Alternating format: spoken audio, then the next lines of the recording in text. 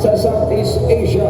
Ikatlo ng bansa sa mga may pinakanababang marka sa talamak na korupsyon.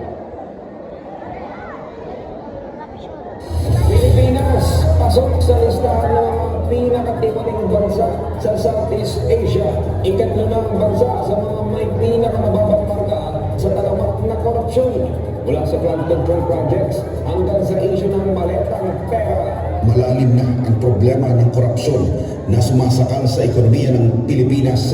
Inilagay ang bansa sa ikatlong pwesto sa hanay ng mga sinasabing pinakatiwaling bansa sa rehiyon.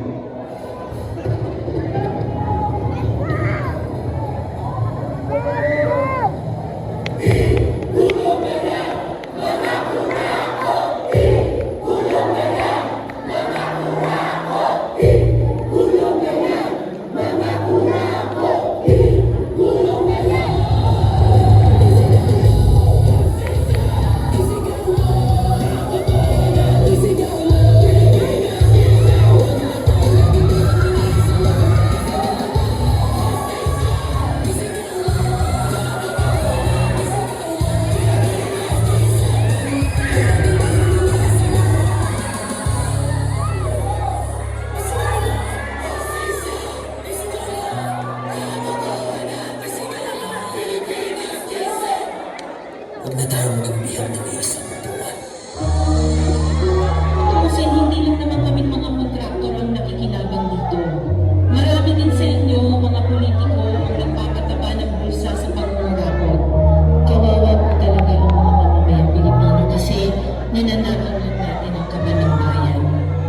Sino umahon tayo ba sila? Kung di nila mabangkan mo kapag sa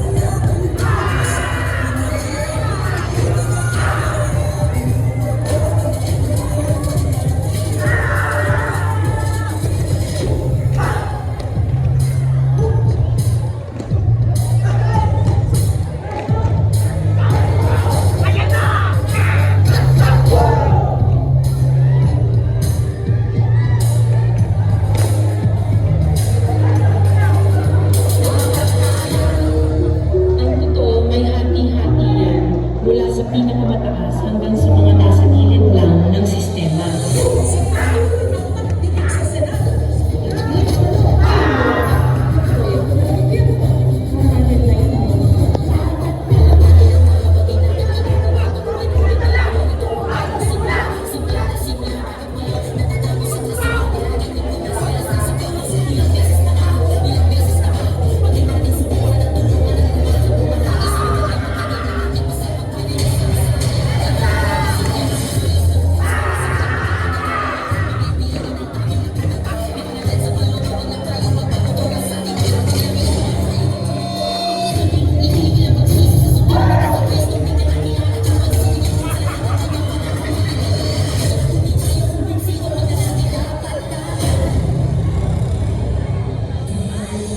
Huwag ninyong nakikita sa publiko na malinis kayo dahil sa bawat proyekto na kapalitan o syempre para sa inyong opisina.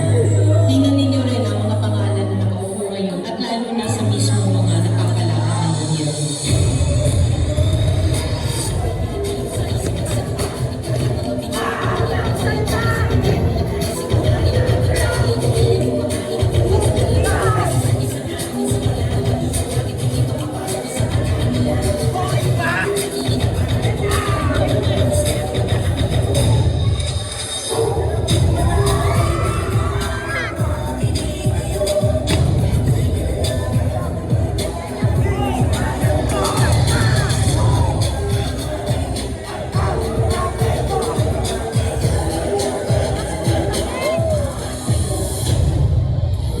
Noong isang taong pa naisiwala na may mga mali-malitang pera code name basura na i-deliver sa ilang mga